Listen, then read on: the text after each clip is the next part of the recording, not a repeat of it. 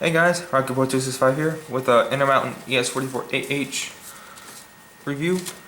This engine comes with the ESU Loksound. It is the CSX boxcar logo scheme, number 3003. Normally what comes out the box, you got the packaging, the handrail protectors, operator's guide. It tells you the CV list, all the CVs, just make the sounds louder. And then the other paper, it has a show removal diagram, and it also has the horns you can select for like F units, U18s, ST40s, and then the ES44 units. You can have the E bell or the air bell. For the ES44, you have the Nathan K5LA, Nathan K3LA, Nathan M5, Nathan Leslie S5T, Leslie S3L, and the default is the K3L, or the Nathan K5HL, and then the last horn is the Nathan M3H. And you have three programmable startup sequences. You have the GE or the no smart start, which is the starts right up. You got the 1 minute smart start, and then the 2 minute smart start, which I'm thinking about programming into this. But I'm going to go ahead and start and getting on the details and everything on the engine. On this engine, it has the PTC array with 2 Sinclair antennas, a couple other tiny antennas, and you got PTC dome.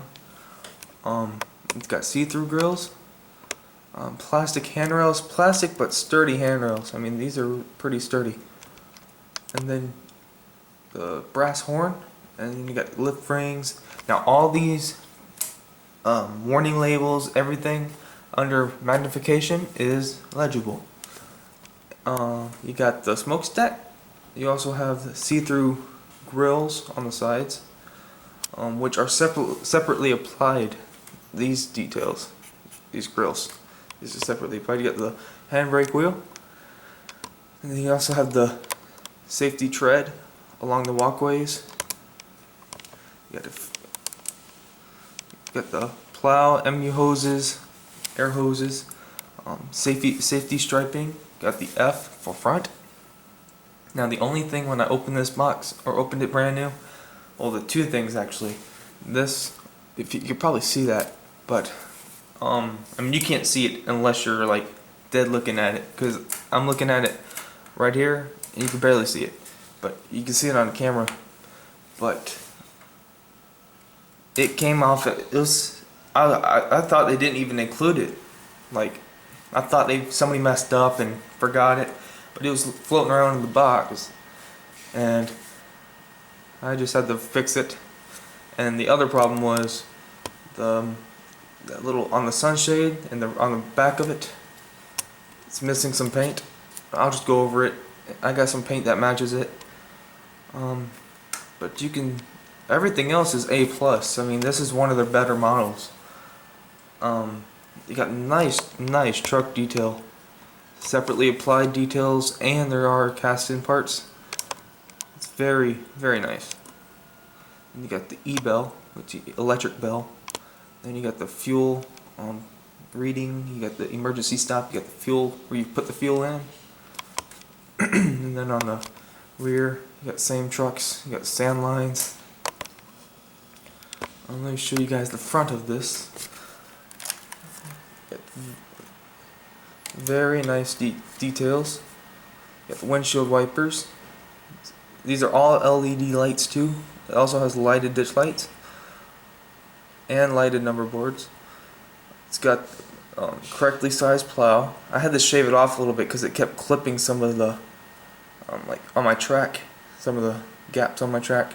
Yeah, the air hoses, number 6 coupler, MU cable, cutler cut bar, and then on the rear you have basically all the same hardware, air hoses, MU cable, but a number 5 coupler, cut bar, and then you also have, if you can see on the left, let's see, right there and there, you can see the molded in, like the replacement couplers, like say or like a real, like this is where it'd be on the real train. Like if you broke a coupler, you just snag a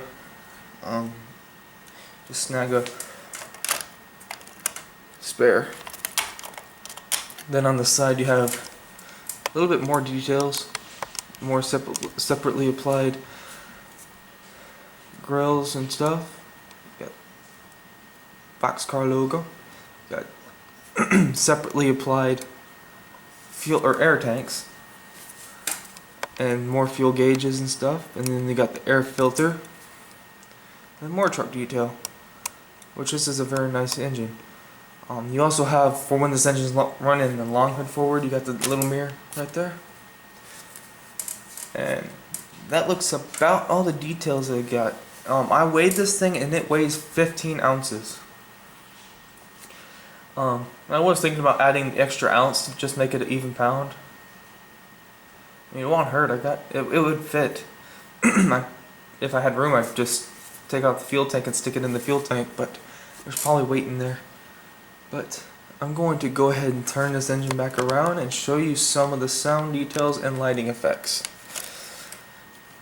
Now this engine does retail for about $299. I'm thinking $295, something like that. I think this was required for $202 on eBay. Probably around there. You can get it cheaper, but I'm thinking that's where it was around there. You could probably get it even cheaper than $202 at a hobby shop, or I think Train World's got some good prices. One thing I do want to get, I want to get the Heritage unit, the Iowa Interstate Heritage unit. That should be nice. My next two big purchases are the flare radiator units. They were pushed back till March because, you know, Athearn, they are hardly on time. And the next big one I want to get is the Florida East Coast ES44C4. But I will go ahead and get this engine started up, and you will probably not be able to hear me, so I'm not even going to talk during the sounds. So I will list all the sounds it has in the description of the video, and I will get this thing started up. I will kill the light so you can see the lighting functions. Alright, let's get started.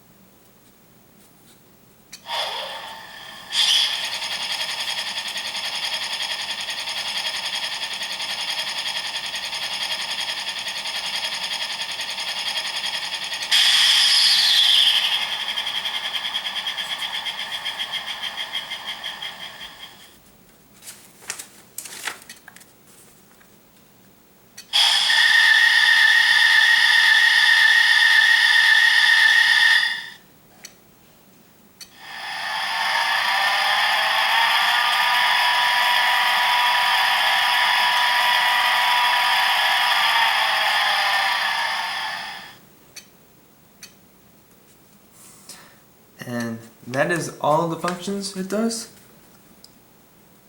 If you could like, subscribe, and comment, that would be awesome. I'm hoping to get to 200 subscribers by the end of the month. Right now I'm at 148.